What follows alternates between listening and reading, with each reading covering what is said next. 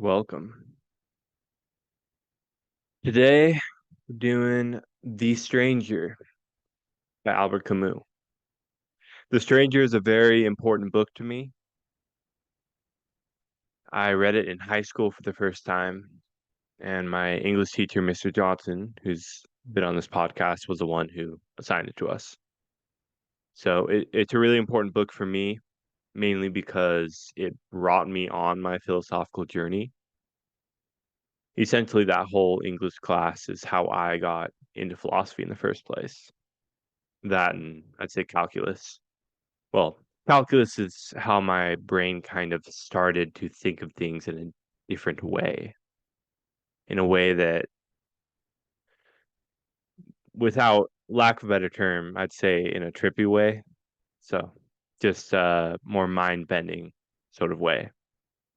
The Stranger being a very relatable book, especially for someone who is in high school, who is an atheist, who doesn't believe in God, who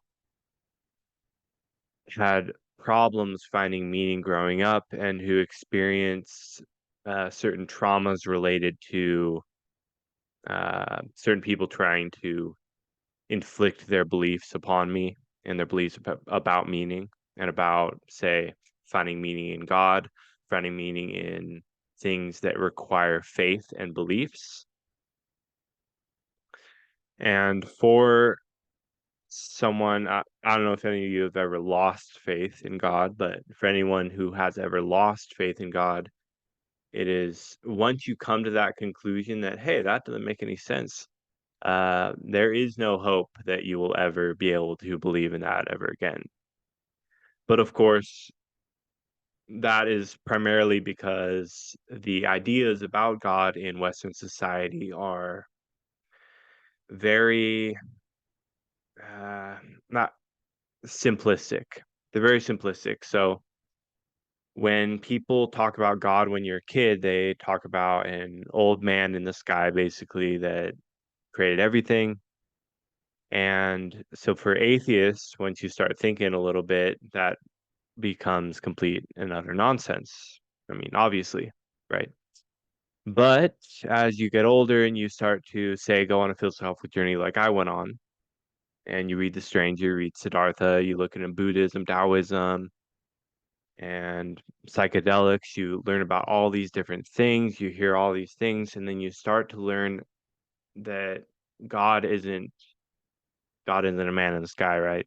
God is something that people have to find on their own. And obviously we're talking about The Stranger. That was my disclaimer. But The Stranger brought me on this journey where, as someone that didn't have any meaning in my life, I was going through this existential crisis. I read The Stranger and I could really relate to it. But when I got to the end, there was like this it's a book where they even say in the beginning of the book, in the what is it?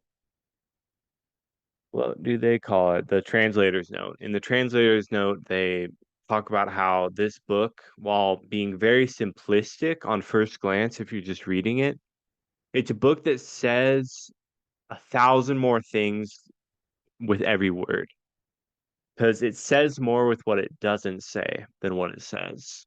It's very simplistic, and it's almost like a man journaling his thoughts as he goes through life, maybe like some kind of daily journal or something like that. And obviously, it's not written in that tone. It's a first person story, and it's written in the first person as if this guy is like blogging basically to us. And it says so much with how little it says, because it's very descriptive. It's very descriptive of events and feelings and things that are happening, his internal physical sensations. It's very descriptive of, but it's not very descriptive of his thoughts about things. But as you read it, and especially if you read it a second time, you'll begin to see that there's very subtle clues as to what the narrator is thinking. Now, I would classify it as I would say that the narrator is an untrustworthy narrator. I don't remember the exact term of that, an untrustworthy narrator. Just a narrator that you can't exactly trust everything that he says. I wouldn't call him that because you can trust everything that he says. It's just that it takes a little bit more reading into it to kind of understand, or at least attempt to understand, what the narrator is thinking. The narrator being the protagonist named Rousseau, which is the stranger. He is the stranger. So before we begin, I just wanted to say that the reason why I'm doing this episode is that in the episode where I interviewed Daniel, the episode about Eric Weinstein and all that, I listed a poll, and I believe about 15 people said that they wanted me to do a review on The Stranger. So that's what we're doing today. If you want to follow along, I will be reading from the 1988 vintage International Edition of the book, which was translated by Matthew Ward. So if you want to follow along, do that. I'm going to be going page by page, essentially. I'm going to be skipping some pages. So that's why you should read it on your own. I would read it prior to listening to the podcast because this is more so you read it and then you can listen to the podcast and then see what my thoughts are on it. And of course, I'm going to be listing a kind of a poll or whatever you'd call it in the description of the episode. At least on Spotify, I don't believe it'll transfer over to Apple or any of those other platforms, but you can also comment on YouTube. So I will be releasing the YouTube video for this episode, and I'll also be sharing the screen of the book, which I found the exact copy that I have in print. The copy that I have is this one. I don't know if any of you've read from this one, but if you're in a high school English class, you probably read The Stranger. So uh, I do also want to just detail how The Stranger kind of brought me from a point of total atheism to a point of agnosticism over the course of 5-6 years. And I'm agnostic primarily because I realized that the belief that there is no God is also a belief. And also that my beliefs about God were misconstrued, which I mentioned earlier that I don't think I was believing in God in the right way. So, and I mean, obviously, I'm not a religious man. Very, I'm a very thinking kind of guy. I don't know, that made no sense, but um, anyhow, I want to essentially when I say that I believe in God, I believe in meaning, and I believe that you can find meaning in this world. And when I read the end of The Stranger, that exploded in my mind with such severance that I like went down this rabbit hole of philosophy for years on end after I read the end of this book. And it like I just have to give my severe gratitude to Albert Camus. And in college I read The Myth of Sisyphus, and that was probably the most important essay I've ever read. Most important piece of literature I've ever read. So kudos to Albert Camus. And someday I hope to go to France and put some flowers on his grave. But anyhow, I also wanted to mention that in the description of this episode, I have some links for some merchandise. My girlfriend designed some merchandise for me for Into the Absurd. So we have a shirt, sweatshirt, a coffee cup, a bottle opener, so you can crack open a beer, listen to a podcast, crack open a beer, hang out with your buddies, whatever you want. But anyhow, did I miss anything? I did make some notes, I will admit. Okay. So I'm just going to be going through part one today. This book is in two parts. So I'll be going over part one, and there are 6 chapters, and I'll be going in order. So again, you can follow along if you'd like. All right. Let's do it. Let me share my screen.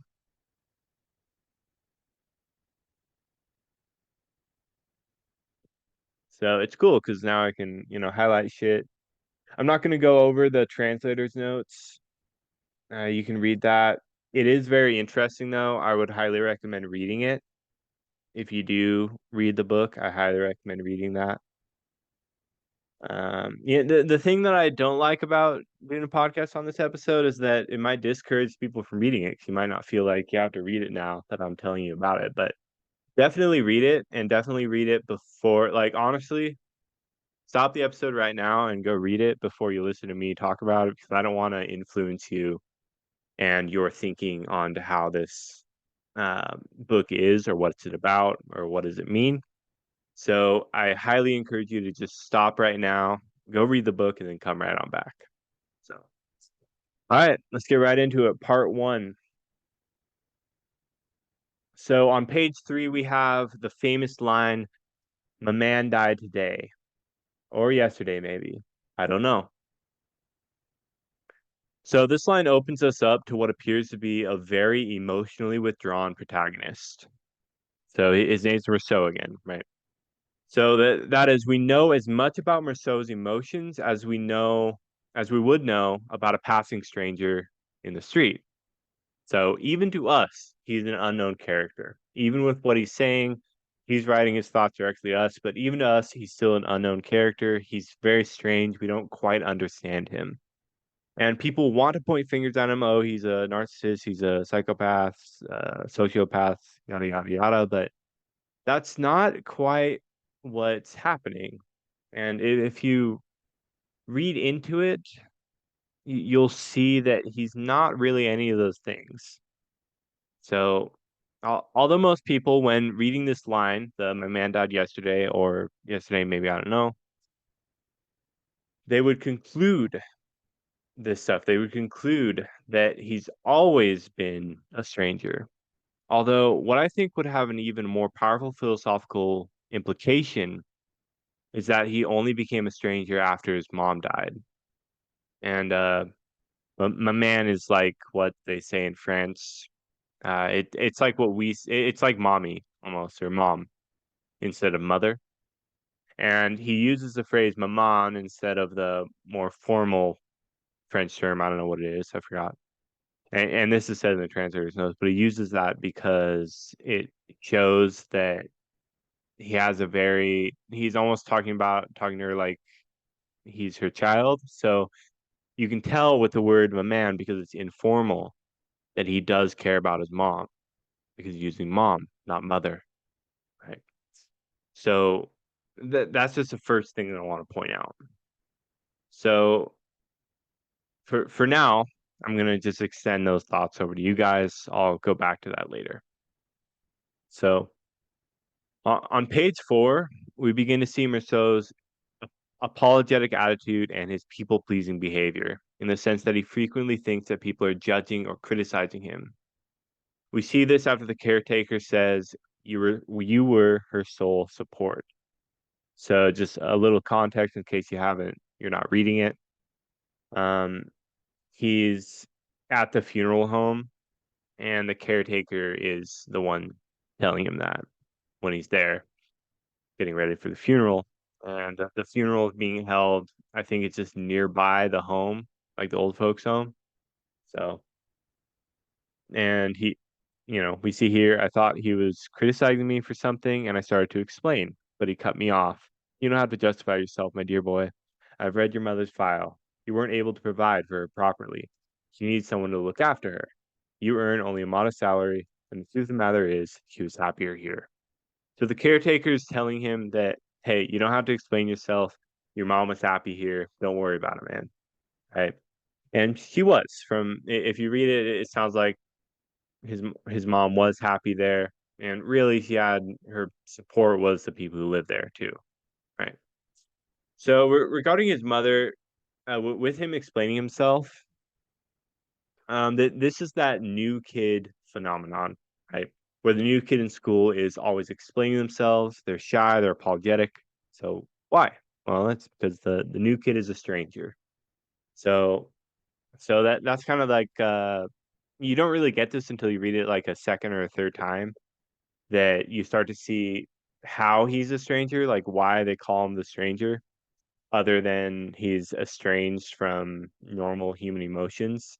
But he's a stranger in many other ways in the sense that he acts like a stranger towards people, as if he's a new person.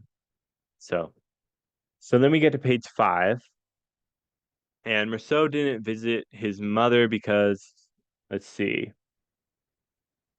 I should have annotated the online version, but I just saw the online version. I just found it. So, okay. That's partly why I didn't go there much this year, and also because it took up my Sunday. Not to mention the trouble of getting to the bus, buying tickets, spending 2 hours traveling. Okay. So most people read this and are like, what the fuck? This guy's an asshole, right? He's not visiting his mother at all. So it seems insensitive. However, if one actually was in this situation, they would understand his sentiment, right? Your mom goes to a home, it's a ways away, and then you visit her a few times at first, but then eventually you kind of get used to it. She gets used to it, and then you kind of stop seeing her as much. Like that's just kind of something that happens, and it happens to a lot of people. And you see in movies where this sort of thing happens, the person dies, and like, oh, I should have went and visited them more. I should have done this. I should have done that.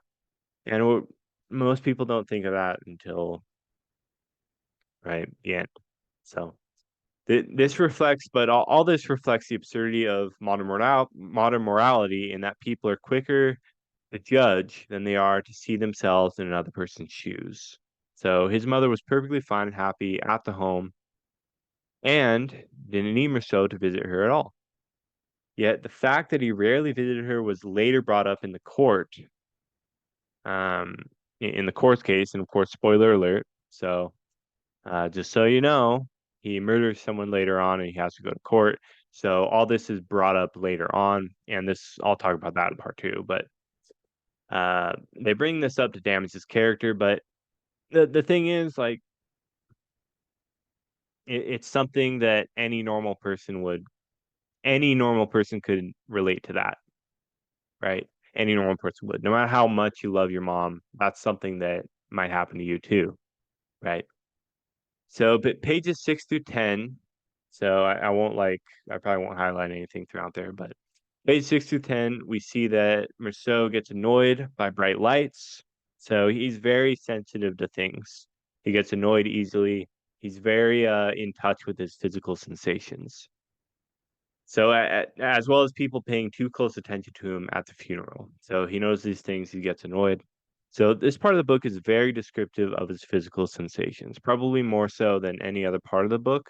I think it's just to kind of get us an idea of what this guy's like. He's very in tune with his physical sensations. So, but this particular chapter is mainly focused on the things that annoy him. So, we do not see Rousseau getting sad at all. We just see him getting annoyed, or he's indifferent, or he's tired. So, while at first this may appear emotionless, it could just as likely be that he is either holding his emotions inside, like any other normal, mainly men, any other normal man, or the whole situation is just surreal for him, so it hasn't taken effect. And this is something that I relate to because when my grandpa Fred died, I wasn't around when he died. And I had the opportunity to visit him. I decided not to. I didn't think he was going to die. And then he died. And then I got the phone call and I was like, oh, wow, my grandpa died. And I didn't feel sad at the moment. I was kind of just shocked. It didn't feel real for me. And I went home after that. And I was like, I only went home because I felt like I had to because he died. But if I didn't feel like I had to go home, I wouldn't have gone home. I would have kept longboarding with my buddy because it felt so surreal because I wasn't there. I didn't see him die. So it was like, it didn't even feel like he died at all. It was just someone told me something. And as the stranger says several times throughout this book, it didn't mean anything because words don't mean anything. It's what we see, it's what we experience. And that's one big point that is comes back at us again and again throughout this entire novel. So pay attention to that when you hear that phrase. It doesn't mean anything. So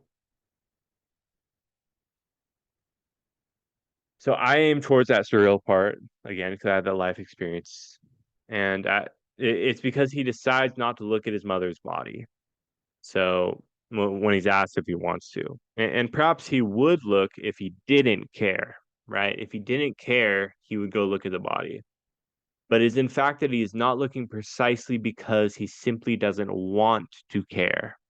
That's at least my theory. He doesn't want to care. He doesn't want it to be real that his mom died. Because when you hear that someone dies, like part of you kind of just wants to keep it, you want to keep it away from you. And that's Charles Zapp, right? That's isolation. You want to keep that concept of death away from you. Keep that stress, keep all those horrors away from you. And I think that's partially what's happening here. Obviously, you could also interpret it as he's just indifferent to it. I don't care. I don't need to see her. But it's hard for me to interpret it that way. At least after that's how I interpreted it the first time I read it. But now I'm reading it now, I'm like, it's I can't really interpret it that way. So in a sense, he may want to remain in the dark. He wants to remain a stranger to the situation. It could just as easily be that the stranger, being a stranger to the world, is likewise free in this world and feels totally content. So whether his mom dies or not, it doesn't affect him regardless. So seeing or not seeing doesn't matter. Also in these pages, lines such as when people say you shouldn't do this, or when Marceau says, I'm not sure if I should, to certain things, I won't describe them. You'll see them if you read it. Exemplify the absurdity of social cues. So people are telling what he should and shouldn't do, and he's considering, oh, should I do this? Should I do that? At the funeral.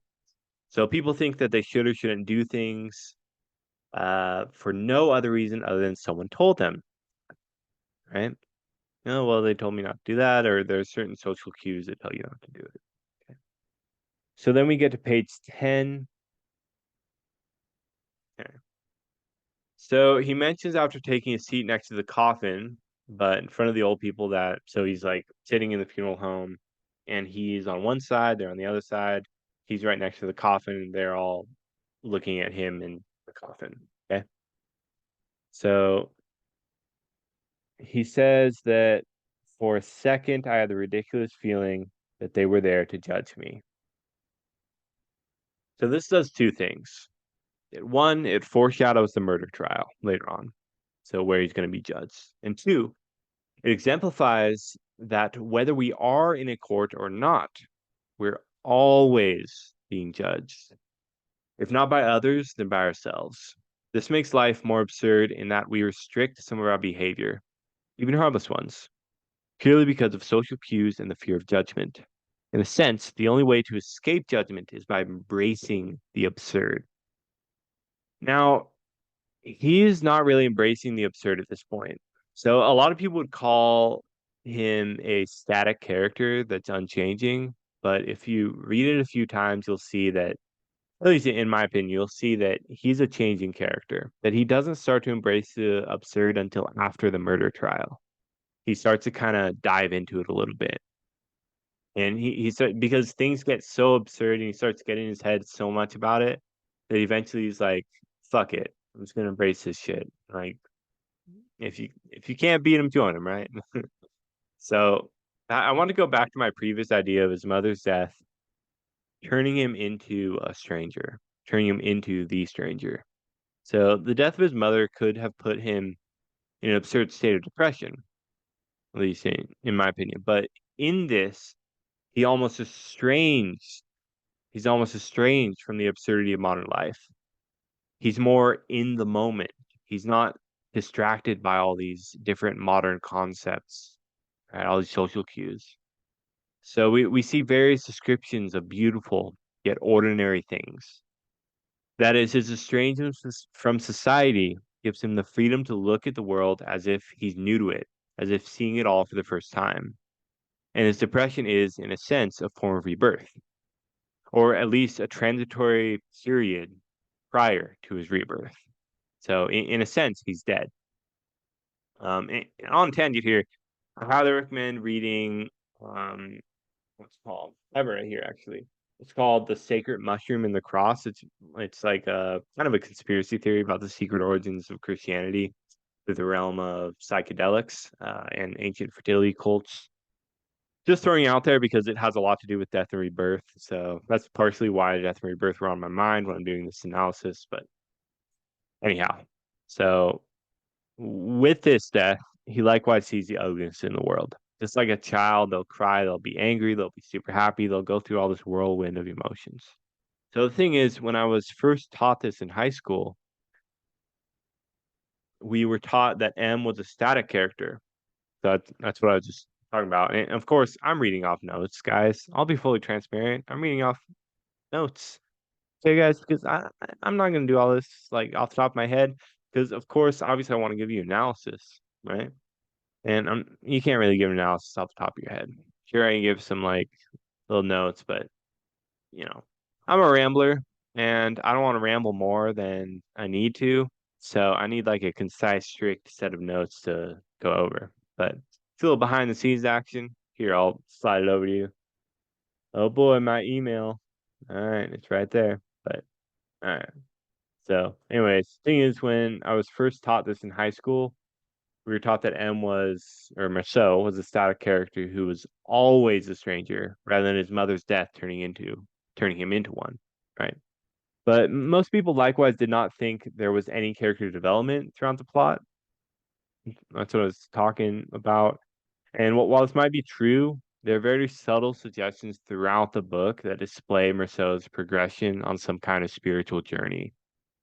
And maybe it was just me like projecting my own spiritual journey reading this book. That could very well be possible since the book is so like not descriptive. I think it also tells more than it says precisely because with the lack of description, we imagine things more. So it kind of becomes a more meaningful book in that way. I don't know if you've ever seen the movie The Guilty, but in this movie, it's about this like police phone operator or whatever, the people who, when you call 911, they're on the other end. And the whole thing is shot in one area, and it's just him talking on the phone, and then you like imagine everything. It's such an enticing story. It's amazing. Highly recommend it. But that's kind of what happens when you leave less out, it makes the other person imagine more. So when I switch, hold up. Hold on. Hold your horses. Okay. So while this may be true, there are very subtle suggestions that in the book there are some kind of spiritual journey, right? This is an important observation because it shows us how death can create a new life in all of us. So it can bring us back to earth, back down to earth, and like a child with the knowledge of an adult. So, all right. So moving on to chapter 2.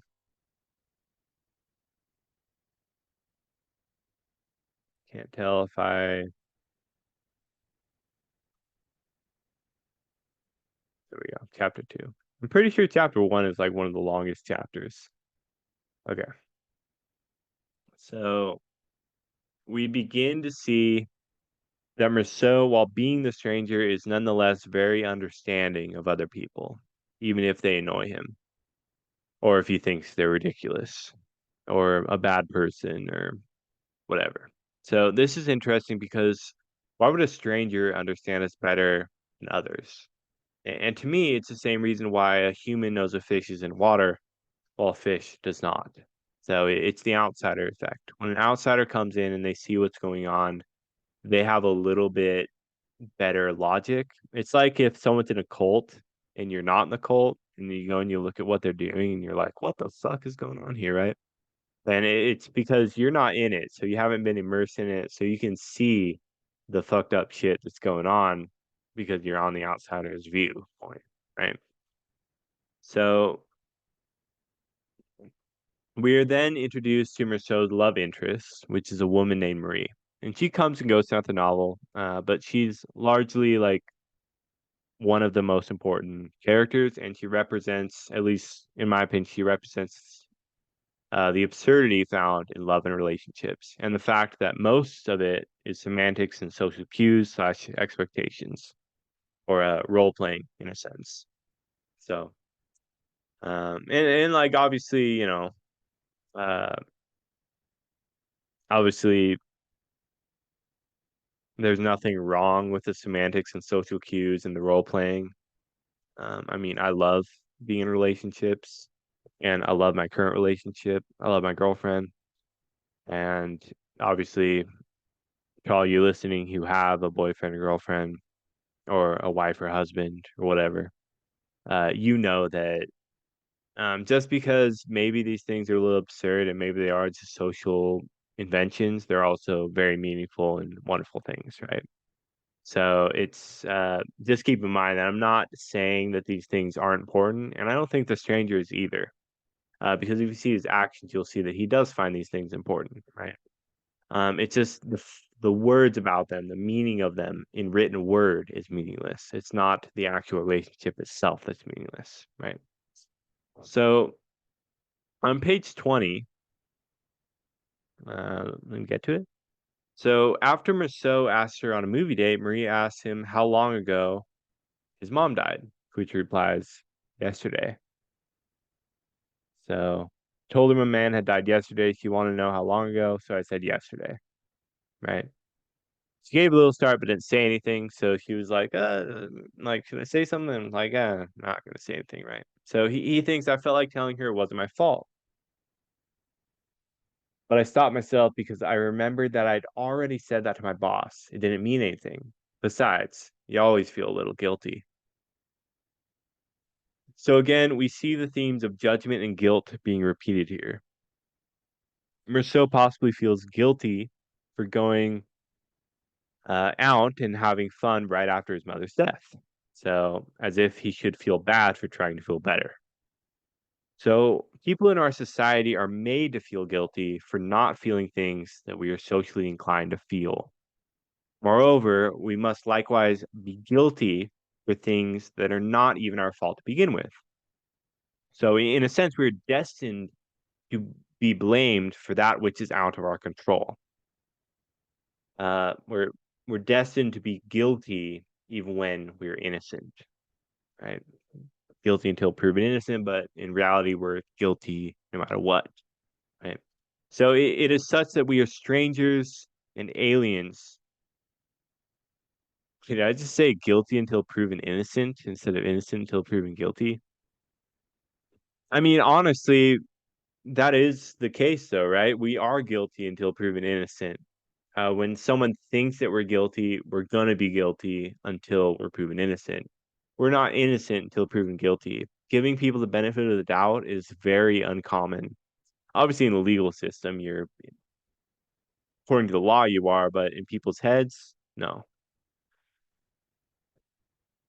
So it is such that we are strangers and aliens to the judgment that is casted upon us.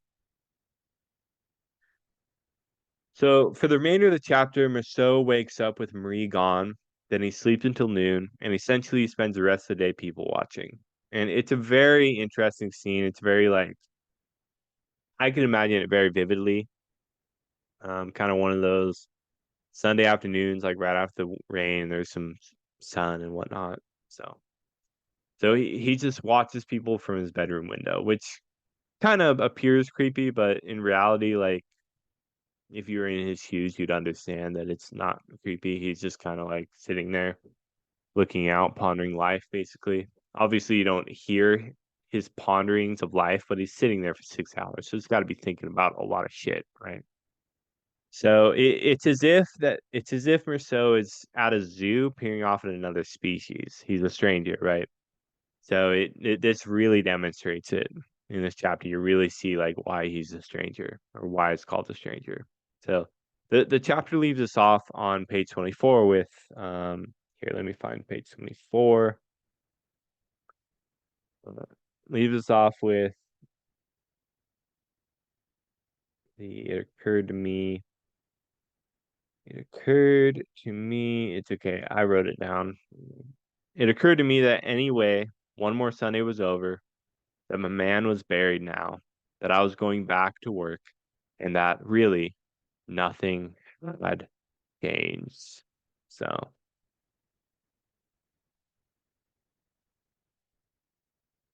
that is life goes on. It's interesting because later on he's heavily judged for seeming to not care about his mother's death, yet this line shows us that it is actually everyone else except for the stranger and perhaps a few of the old folks who don't care. So we continue to see Merceau's carefree attitude in chapter 3 and his living in the moment mentality. So going back to chapter 3. And pay attention to this part. I worked hard at the office today. You'll see why when we go to chapter 4. So he is constantly fully immersed in his environment, whether that means immersed in how annoying it is or how pleasant, right? So we see just how carefree he is when we see him interact with people like Salamano and Raymond, who are both what most would not consider to be the greatest of people, right? So we're introduced to old Salamano and his dog on page 27. So Salamano has red scabs, so they're both kind of these. Salamano's like this old man with a bunch of like scabs and shit. He looks like he's diseased, and his dog is the same way, just scabs, really old, things like that. So that we kind of start to see their love-hate relationship for each other. Salamano. It also says that Salamano was with his dog. He was with his dog. So if we want to do a control find, see with his dog. So now I want to read this part. It's from the translator's note. When Merceau meets old Salamano's dog in the dark stairwell of their apartment house, Merceau observes, I don't know what that means. I think it means he's with his dog, with the reflex of a well-bred Englishman. Silver restores a conventional relation between man and beast and gives additional adverbial information. As usual, he had his dog with him. So that was the old translator. But I have taken Rousseau at his word. He was with his dog, in the way one is with a spouse or a friend. A sentence as straightforward as this gives us the world through Rousseau's eyes. As he says toward the end of his story, as he sees things, Salmano's dog was worth just as much as Salmano's wife. Such peculiarities of perception, such psychological increments of character are Rousseau. It is by pursuing what is unconventional in Camus' writing that one approaches a degree of its still startling originality. Which is very, very true if you read it. He is with his dog like he would be with a spouse. He's with his dog constantly. His dog kind of controls his life. And he controls the dog's wife. They're codependent, etc., etc. Right.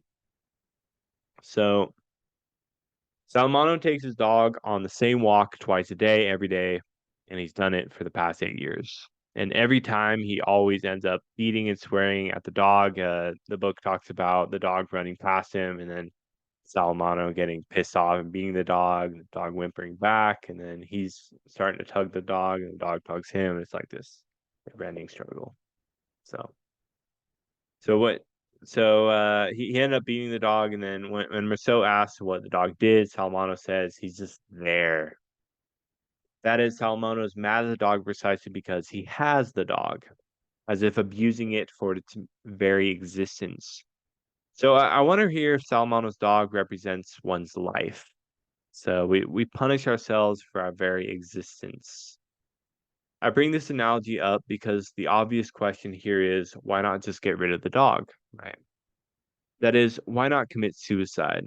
I say this because Salamano is comparable to Sisyphus in that Salamano and his dog, and I highly recommend if you haven't read Sisyphus, pause right now, go read Sisyphus and come back. All right.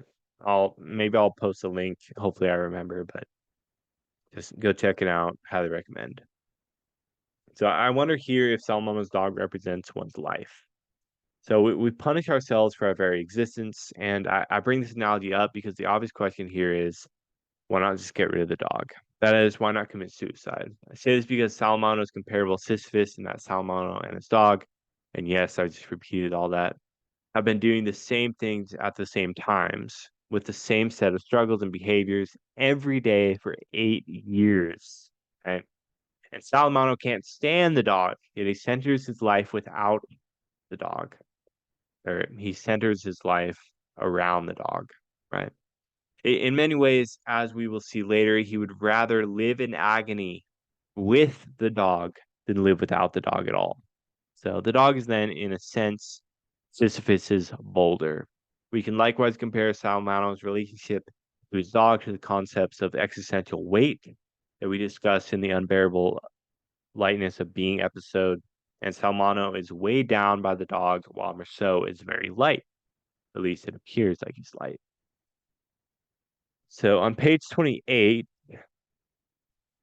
we're introduced to Raymond Sins. And supposedly he lives off women, as in he's a pimp. So he's perhaps one of the most important characters as far as the plot is concerned. So he supposedly lives off women, like he's a pimp or something, and he has this problem with this girl, um, who like he like wouldn't work or whatever, and he was spending his money or something, and he confronted her, and he was talking to Rousseau about and everything, and had Rousseau write a letter, a testimony or something for court. He ended up beating the girl or whatever, and all these Arabs got mad because the Arabs, I guess he was Arabian or whatever, and they were brothers or something. Don't quite remember. It'll take too much time to kind of look through. But anyhow, he beats this girl, and then the Arabs get pissed off, and they follow Raymond and whatnot. And that's kind of like what the plot kind of turns into. So just so you know, when I go over that later on. So they were all kind of sitting in the hallway of the apartment complex or whatever. And after Salamano goes to his room, while they're all in the hallway, Raymond asks Merceau if he thought the two of them were disgusting, to which Merceau replies, no. Okay. So replies no.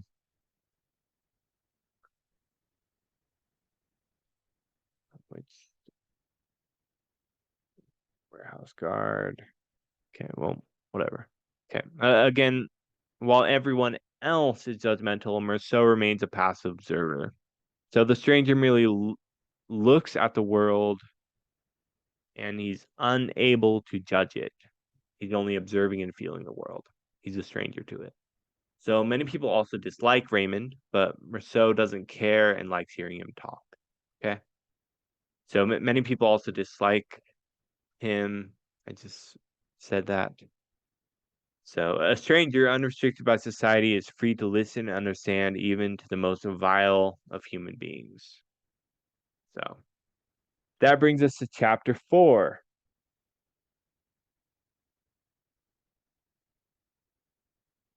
Boom, boom, boom. Definitely read this book. Okay. I worked hard all week. So that's kind of a repeat of the chapter 3 line where he says, I worked hard in the office today. So the parallel here, I believe, could perhaps be that Merceau spent the whole week more or less doing the same things every day. So like bumping into old Salamano a few times, seeing Marie, listening to Raymond talk, etc.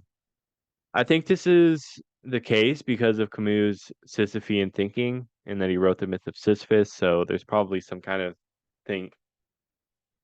I'd have to assume that he thinks of things in this way, in this very Sisyphean way.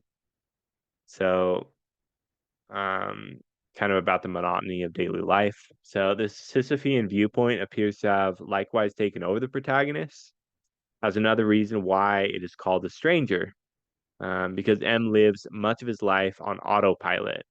He's going to work every day, he's working hard, he does all these things, right?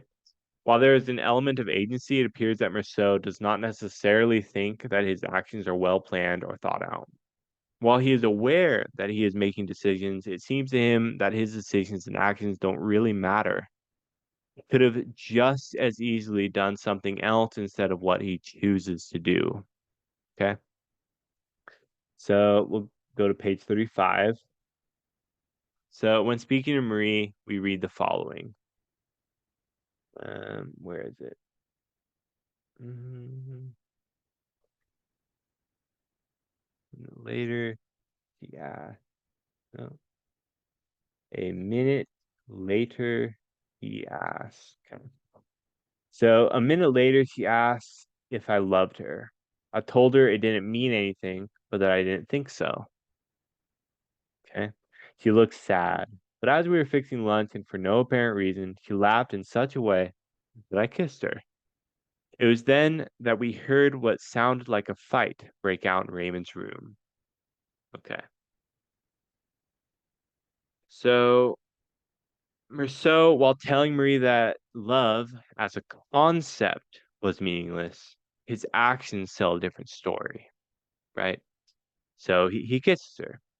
Through Rousseau's actions, he emphasizes the importance of feelings and actions while casting all words and symbols down as meaningless. Telling Marie that he loved her meant nothing to Rousseau. Or perhaps it meant so many things that to say such words would be misleading, right? Instead of telling her that he loved her, he opted to kiss her instead, right? So there was no misleading, misinterpretation, etc. with the act of kissing unless you think into it, right? Until you start thinking about it, the act of kissing, there's no misinterpretation of it. It's just a kiss, right? Nor could it express an exaggeration, a promise, or anything of the sort. The phrase "I love you" represents a state of being that takes on a semi-permanent form. So, to the contrary, a kiss shows one's current feelings and affection towards the other person. So, we find out on page 38 that Salamano had lost his dog. So, let's go to page 38. Right. Stinking bastard, he went fidgeting around. I asked him where his dog was. He snapped at me and said he was gone. Okay. So, he asked Rousseau if the people of the pound would take the dog away from him. So Rousseau replies that they kept the dog for 3 days and they got rid of him. Right? They killed him, basically. They then part ways and we read. So let's see where that part is. And from the peculiar little noise coming through the partition, I realized he was crying. For some reason, I thought him a man. But I had to get up early the next morning. I wasn't hungry, and I went to bed without any dinner. So this line right here is probably one of the most important lines as far as seeing how he says so much with so little, right? You kind of have to decipher it a little bit. I realized he was crying. For some reason, I thought him a man. So the fact that he lost his dog and he's crying about it, that reminds him of his mother, right? And he says, for some reason, I thought of my man. But we know the reason, right? Because he lost his dog and it made him sad, right? So now he's thinking of his mom. He lost his mom and that makes him sad. And going back to the fact that Salmano is with his dog like he would be with a spouse, we also know that Merceau wasn't away with his mom because his mom lived with him. His mom would follow him around with his eyes while he walked around his apartment. So Rousseau spent a lot of time with his mother. I mean, honestly, I'd call him a mama's boy, right? But he had to get up the next morning, right? So hearing about Solomon losing his dog reminds Rousseau of losing his mom. This saddens him so much that he's not even hungry for dinner, and he goes to bed without it. So it is as if we are looking at the stranger from afar, wondering about the madness that lies within. The stranger is just as much a mystery to us as the universe is to us. In that way, he represents the absurd tranquility of an accepting universe. For most of part one, it is up to the reader to interpret it Merceau, and it is only near his death in which we read his thoughts. And I mean, a lot of part two, you kind of see his more deeper thoughts. So the novel begins with him losing his mother, and it ends with him losing himself.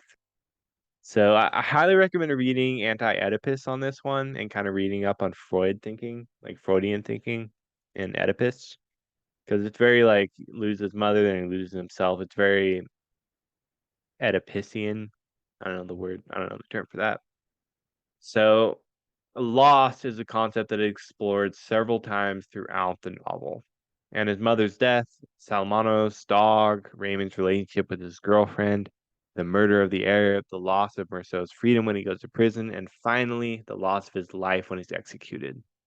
So, loss is a very important theme in the story. So, Salmano losing his dog was akin to Rousseau losing his mother. All right. So, that brings us to chapter 5. All right. So, this is probably one of the deepest chapters. I'd say chapter 6 is the most deep chapter. This is the deepest chapter so far, though. And I don't even include that many quotes in here. There's a few like excerpts, like big long paragraphs that are very important. So on page 40, he is invited to Raymond's friend's beach house, to which we read, I said I'd really like to. So I said I'd really like to, but I'd promised to spend the day with a girlfriend. Okay. So what's peculiar here that he uses a instead of my, which almost makes it appear that he has multiple girlfriends. But obviously he's talking about Marie. Hold up. The dog is whining. I gotta go check on it. I'll cut this part out. All right, we're back. So obviously the girlfriend is Marie, right? But he uses the word a instead of the. So with that said, Um, he obviously doesn't have multiple girlfriends, right? At least as far as the book discloses, right?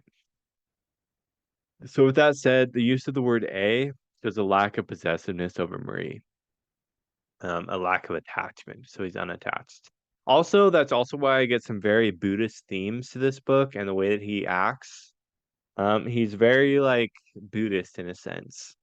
I would read Siddhartha to like see what I mean by that. So this paired with moving most of his things to his room. So he moves most of his stuff, his belongings to his room because he felt like he had too much space.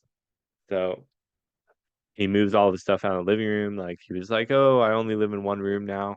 So this um he kind of exemplifies his unmaterialistic living in the moment lifestyle. Rousseau is a free spirit, and he attaches himself to nothing, just as a stranger is out of place and unattached to all the new worlds he finds himself in. Right? If you're in a new place, you're not attached to that new place. So on page 40 through 41, and just so you know, the dog is chewing on a bone right now. So I don't know if you might be able to hear that. I'll show the dog for clout or not. It's my girlfriend's dog. Why not? If you're on YouTube, you can see the dog, but if you're on Spotify or whatever, you can't. So I'm sorry. Um, honestly, the I mainly do the podcast for the Spotify folks. No offense, no offense, but I'm slowly starting to try to like use YouTube a little bit more, mainly because the algorithm is so good. And also like why not have a little bit of a visual display for everyone, you know? So, um, so on pages 40 through 41, Rousseau starts to open up philosophically with, let's see. A little later, my boss sent for me, and for a second I was annoyed because I thought he was going to tell me to do less talking on the phone and more work. But that wasn't it at all. He told me he wanted to talk to me about a plan of his that was still pretty vague. He just wanted to have my opinion on the matter. He was planning to open an office in Paris, which would handle his business directly with the big companies on the spot, and he wanted to know how I felt about going there. I'd be able to live in Paris and to travel around for part of the year as well. You're young, and it seems to me it's the kind of life that would appeal to you. I said yes, but that really it was all the same to me. Then he asked me if I wasn't interested in a change of life. I said that people never change their lives, that in any case, one life was as good as another, and that I wasn't dissatisfied with mine here at all. He looked upset and told me that I never gave him a straight answer, that I had no ambition, and that was disastrous in business. So this is this particular part. Never gave him a straight answer. I had no ambition. This kind of delves into how Merceau has always been. He's always been a people pleaser, right? He's always been like, oh, it doesn't really matter that much to me. That doesn't necessarily mean that he was less indifferent or more indifferent prior to this event or just the same amount indifferent, because I argue that after the mother's death, he became more indifferent. Um, so I went back to work. I'd rather not have upset him, but I couldn't see any reason to change my life. Looking back on it, I wasn't unhappy.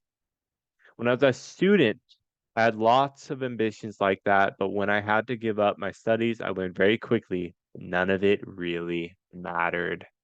So this is like the most relatable quote in the whole thing. Uh, this is kind of like why, like, when you're an adult, you'll really, if you're listening to this and you're in high school and you're just learning about the book, come back and read the book again, like in 5 years, 5 to 6 years, and you'll see why this is such an important line. It's because, yeah, well, when you're a student, you have lots of ambitions and you're like, oh, I want to do this. I want to be a doctor. I want to save the world, all this stuff. But then when you become an adult, you kind of get brought down to earth a little bit. You get a girlfriend, you start wanting to get married, you want to have a family, all these things. And you start to realize that none of these freaking ambitions matter. Like famous podcaster, famous writer, who gives a shit, man? Just chill, live your life, do what you want to do, right? Just have fun, live in the moment. Because the moment is the only thing that really matters, right? So, um, Merceau is content with his life no matter where he goes. He is self-reliant, at least if we're going by Emerson's standards. So, yeah, and if you're new to the podcast, go back and I recommend checking out mine and Mina's 9-part series on Emerson, his self-reliance essay. It's long-winded, but go take a gander. It's good. Or just read the essay. So this is also deeply Buddhist in the sense that he is almost saying that all lives are more or less the same. We're all mere observers. And in a Sisyphean sense, we can see this as that everyone has their own boulder to push up a hill. Though perhaps a boulder may be made of a different rock or might be a different color, it nonetheless remains to be a boulder, right? So on pages 41 through 42, we read, that evening, um, let me find it. That evening, Marie came by to see me and asked me if I wanted to marry her. I said it didn't make any difference to me and that we could if she wanted to. Then she wanted to know if I loved her. I answered the same way I had the last time, that it didn't mean anything, but that I probably didn't love her. So why marry me then? She asked. I explained to her that it didn't really matter, and that if she wanted to, we could get married. Besides, she was the one who was doing the asking, and all I was saying was yes, right? That's all he's saying. Yeah, we could if you wanted to. He's saying yes, right? Yes, we can get married. Then she pointed out that marriage was a serious thing. I said no. She stopped talking for a minute and looked at me without saying anything. Then she spoke. She just wanted to know if I would have accepted the same proposal from another woman with whom I was involved in the same way. I said sure. So basically, she's asking him if I was someone else and you were involved with her in the same exact way, would you get married to her?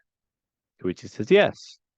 I mean, obviously he would, right? If he was involved with a different woman in the same exact way, he would get married to her, right? So that makes sense. It's not even an absurd thing. Then she said she wondered if he loved me. So she's now questioning if he loves him, right? And there was no way I could know about that. So she's asking, I'm not sure if I love you. And then he's like, yeah, there's no way that I could know that, right? I don't know if you're asking me that, but I can't tell you if you love me. So after another moment's silence, she mumbled that I was peculiar. I'm putting the dog outside. She wants too much of my attention, right? Oh, because you want my attention? Come here. Are you absurd? You want to be on the pod? All right, tell everyone what you want. You want to go outside? You want to go outside? Huh? Shit. Shit, I think she wants to go outside, don't you? Don't you? You want to go outside? Huh? He's like, I want to go outside. Outside's not absurd to me, bitch. Take me outside. You go let her outside. I'll cut this part out. Whether she goes outside, whether she does not go outside, it matters to Oakley. She wants to go outside very much. So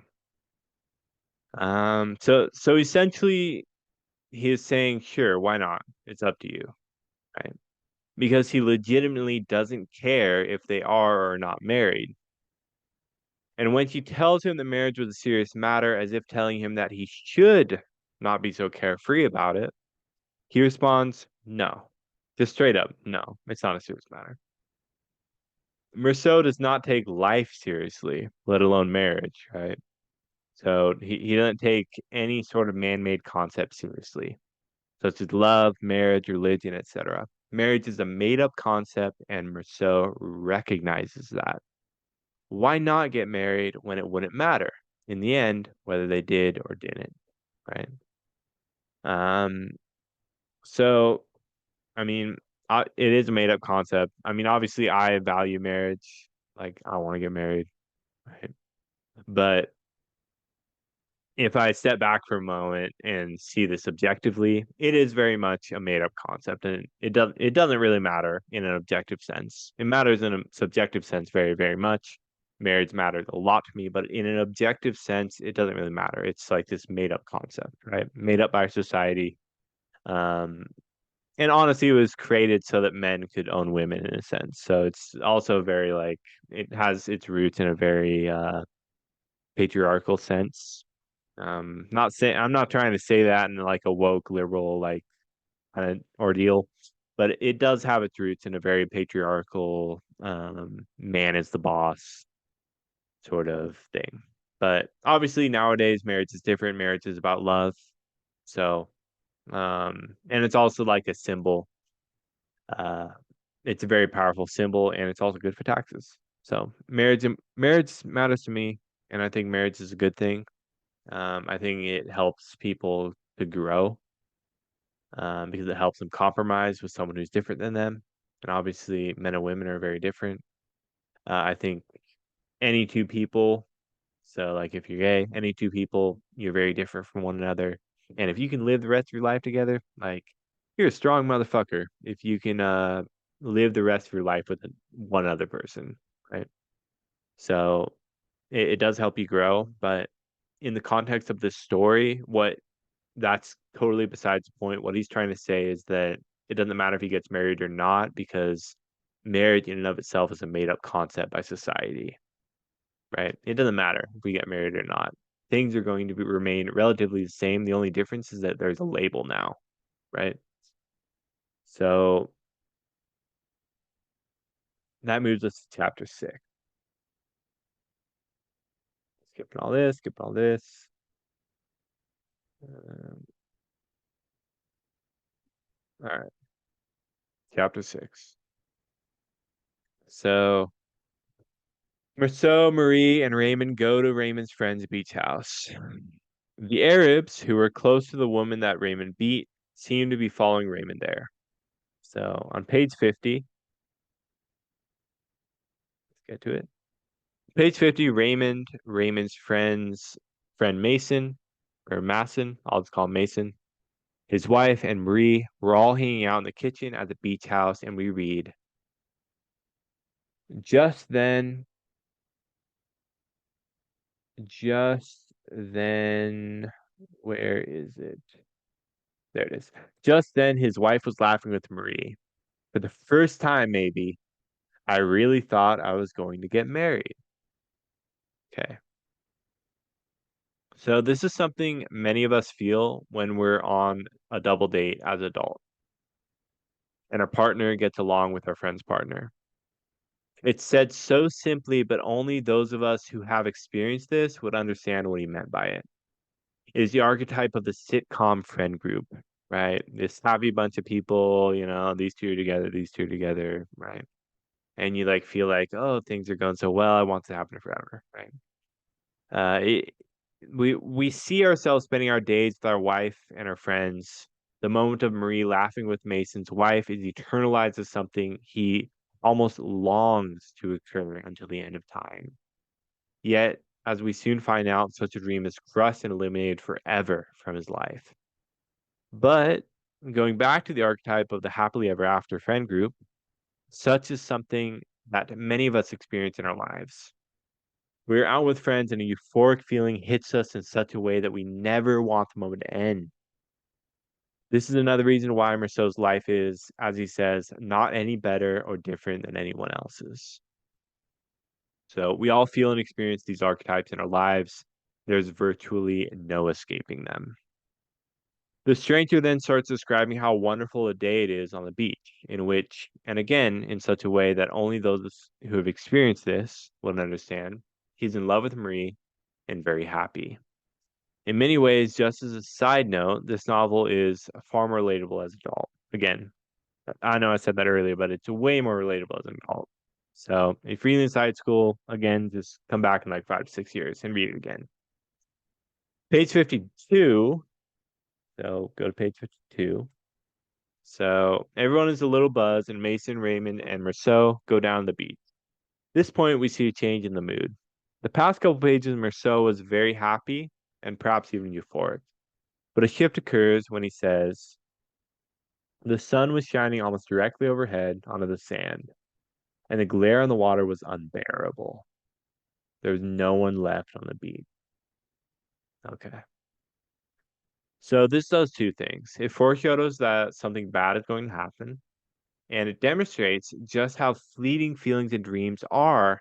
That just moments earlier he was very happy and he was imagining the future with his wife and Mason and Mason's wife, or Marie, Mason and Mason's wife, right? And now he's annoyed.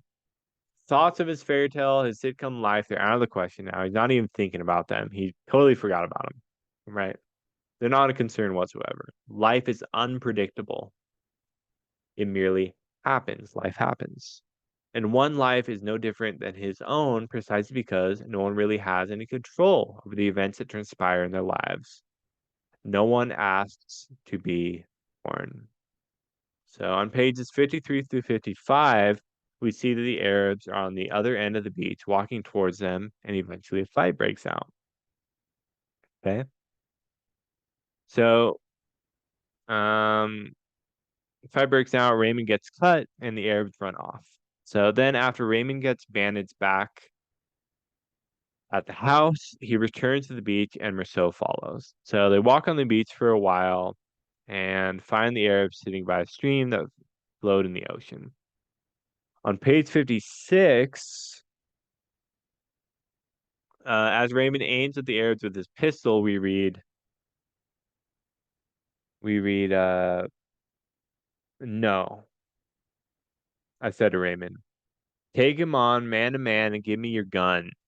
If the other one moves in, or if he draws his knife, I'll let him have it. The sun glinted off Raymond's gun as he handed it to me, but we just stood there, motionless, As if everything had closed in around us. We stared at each other without blinking, and everyone came to a stop there between the sea, the sand, and the sun. The double silence of a flute in the water. It was then that I realized that you could either shoot or not shoot, but all of a sudden, the Arabs, backing away, slipped behind the rock.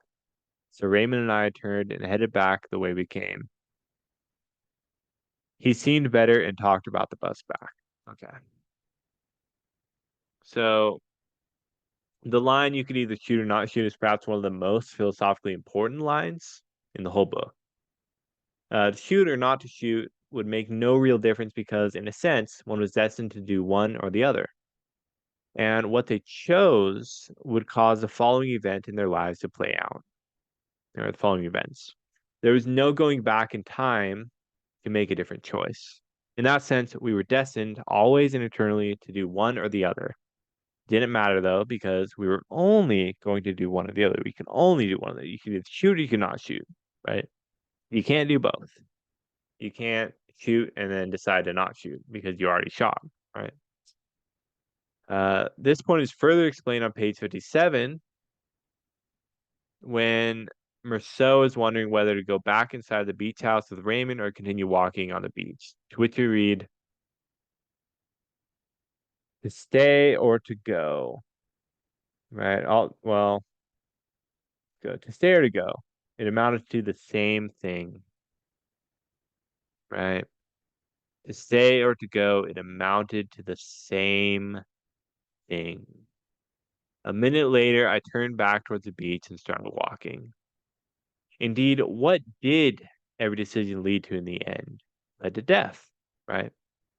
All of our lives always amounted to the same exact thing, and that was death.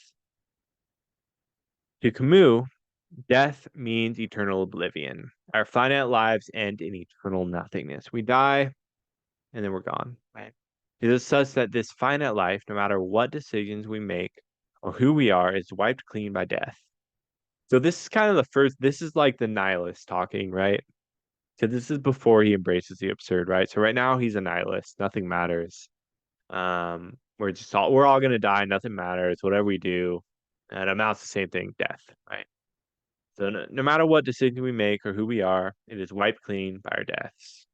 In that regard, we were all just atoms floating aimlessly through space, right? That's all we are. And so to stay or to go, it meant no difference in the grand scheme of things, at least to Rousseau. So two paragraphs later, Rousseau is going back to the spot by the stream to relax and finds that one of the Arabs had come back and was laying alone on his bunk. Okay. From a distance, I could see the small, dark mass of rock surrounded by the halo, blah, blah, blah. Raymond's man had come back. He was alone. He was lying on his bunk. Okay.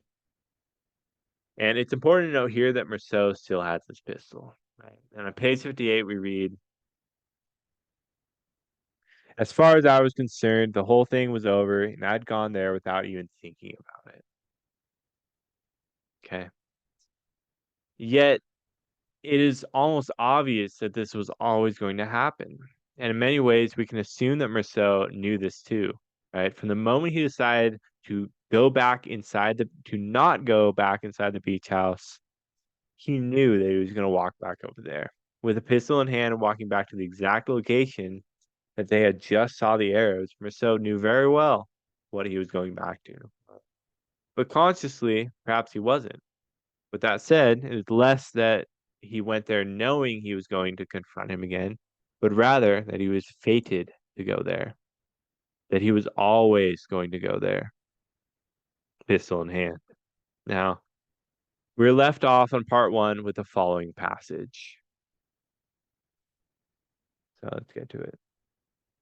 It occurred to me that all I had to do was turn around, and that would be the end of it. But the whole beach, throbbing in the sun, was pressing on my back. I took a few steps toward the spring. The Arab didn't move. Besides, he was still pretty far away.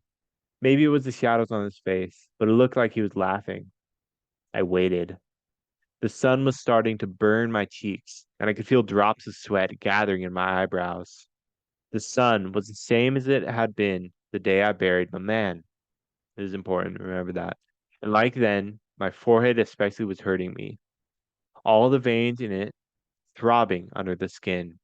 It was this burning, which I couldn't stand anymore, that made me move forward.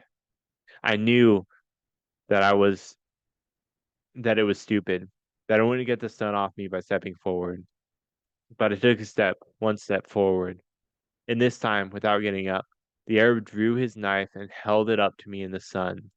The light shot off the steel. And it was like, I also want to, just for a moment, I also want to say it was this burning which I couldn't stand anymore that made me move forward. I knew it was stupid, that I wouldn't get the sun off me by stepping forward. So I've experienced this before where you're standing in the sun and you move forward, but the sun's still there. It's like you can't escape it. You can't escape the sun. It's like always there, always on top of you. You can't escape it. It's something that I think lots of people experience when you're just standing out in the sun and you like move a little bit to try to almost as if you're trying to get away from it, but you can't, right? Can't escape the sun. So I think in a way, like this could be interpreted as you can't escape fate. I knew it was stupid, right?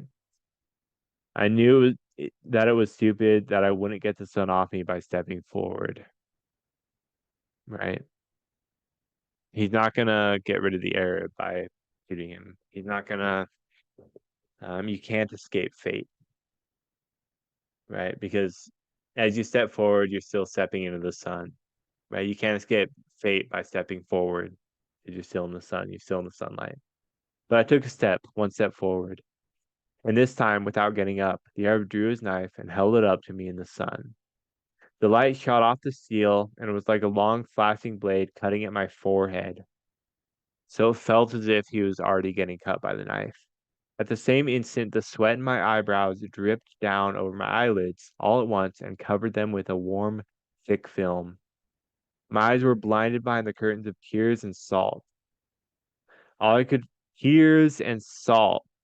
You see that? Tears and salt. Like as if he's sad, right? He's like stressed out a little bit. All I could feel were the symbols of sunlight crashing on my forehead and indistinctively the dazzling spear flying up from the knife in front of me.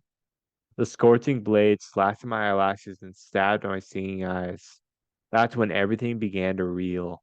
The sea carried up a thick, fiery breath, seemed to me as if the sky split open from one end to the other to rain down fire.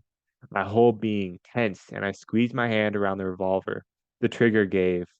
I felt the smooth underside of the butt, and there, in that noise, sharp and deafening at the same time, is where it all started. I shook off the sweat and sun. I knew that I had shattered the harmony of the day, the exceptional silence of the beach where I had been happy. Then I fired 4 more times at the motionless body where the bullets lodged without leaving a trace, and it was like knocking 4 quick times on the door of unhappiness, says the man who's different, right? So the sunlight hit him in the same way it did on the day he buried his mother. That's an important line there. In this sense, we're almost led to believe that this instance is parallel to burying a loved one. The idea is sealed at the end when the final 4 shots were like knocking 4 quick times on the door of unhappiness. The corpse of his life would soon be buried in prison. And why did he shoot? Why did he shoot him? Precisely because all the conditions necessary for him to shoot the Arab were in place. He had the pistol, he was alone, the Arab drew his knife, the sun was annoying, he felt angry. At least I'm assuming this from him when he said that the sea carried up a thick fire breath. It seemed to me as if the sky split open from one end to the other to rain down fire, right? Like he felt this pulse to shoot him. He felt this felt the sky opening up above him. This is a very dramatic scene for him. He's describing his emotions, right? He felt like the sky opened up, like this fire rained out from the ocean, and then he shot, right? Just like how baking soda does not choose to react with vinegar, Marceau did not really choose to shoot the Arab. All the conditions were necessary for it, right? He was always going to shoot the Arab. Okay. So we see the tone shift here, especially with the line, I knew that I had shattered the harmony of the day, the exceptional silence of a beach where I'd been happy. Okay, well, I also want to do a little disclaimer. I call him the Arab because that's what the book calls him. Okay, I'm not just like saying that he's Arab, and I just call him the Arab. That's what the book calls him. Okay. Some Arab guy. Right. I knew that I had shattered the harmony of the day, the exceptional silence of a beach where I'd been happy. It is here that I think Rousseau realizes that he was not 100% correct, that one choice over another did not really amount to the same thing. There was, in fact, a stark difference between one choice and another. Although all lives did amount to death and eternal oblivion, this eternity did not at all make our one finite life irrelevant. And why? Because death and eternal oblivion cannot be experienced, right? And it is thus that such states are irrelevant to us. With the afterlife being irrelevant, this then makes our lives infinitely more important and meaningful.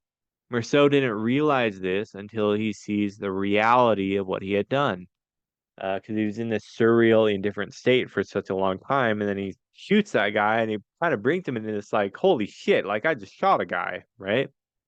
So the world up until that point had seemed surreal and irrelevant. But now things were different. The harmony was shattered, and he could finally see the chaos of reality. But still, prior to the murder, he said that shooting or not shooting made no difference. Why? It was his life regardless, right? What exactly was the difference between his life and another's? It's the experience, right? The experience was the only difference. It was the difference between watching SpongeBob or Pulp Fiction. But nonetheless, another life was irrelevant because the only life Rousseau would ever experience was his own. So who cared? He could just as easily see both lives flashing before his eyes, but only his decision to fire would seal his fate, right? This all reminds me of a movie called Mr. Nobody. Also reminds me of the Truman Show, but it reminds me of Mr. Nobody the most, especially that it's called Mr. Nobody, the stranger. You can see the correspondence there. Strangers are nobody, right? Right. So, which I highly recommend you watching. The protagonist essentially imagines several different ways in which his life could play out based off of one decision. So, and he is left in a state of indifference into which life would be better to live since there are so many options. So, what life would be better to live, right? And he comes to the conclusion that, or at least that you can kind of see that's the conclusion it comes to, that it doesn't matter what life we live precisely because every life has good and bad in it. And most lives have at least one good moment in them that we would do anything to experience, even experience an entire life of suffering just to get to that point. Right. So, well, that's the end of it. If you're listening on Spotify or YouTube, let me know what you guys think of all this. I'll leave a question in the description for Spotify. Like, what do you think? I might post another poll too. I think that was good. I'll definitely try to go back to the Slaughterhouse-5. Maybe I'll try to get mine on another episode. Haven't had him in a while. So, and in YouTube, just drop me a comment on YouTube. Tell me what you think. Tell me what kind of recommendations you'd want, like a guest recommendation or a topic recommendation. And maybe go back to the poll that I did on the episode with Daniel and respond to that poll. You know, you can go back and look at it. So, um, I'll come back to you with part 3 here in a couple of weeks. So I still got to read that. I still got to write my notes and all that. So if you're interested in supporting the podcast at all, check out the links in the description. So my girlfriend, she designed a few things. So you can buy a coffee cup, you can design or buy a sweatshirt, a t-shirt, a bottle opener, all that jazz, bro tank. So anyhow, go check that stuff out. Um, I'm not going to give you guys ads. You know, this podcast has like 800 Spotify followers. So not that many. Not that many. So like I'm not going to throw you guys some ads because you guys are like the few people who come and listen to the podcast. You know, you want to enjoy a ad-free podcast. So my only advertisement is shit that I'm personally selling, not some other random brand or whatever. So uh take out the merchandise. Some of it doesn't even have Into the Absurd. It just has my little logo on it. So, you know, You don't have to be like, oh, it's just a podcast. People would be like, oh, whoa, there's a little man pushing a yin yang uphill. What the fuck's that, right? So anyhow, take it easy and don't be a stranger, right? Or do. So take it easy. Peace out.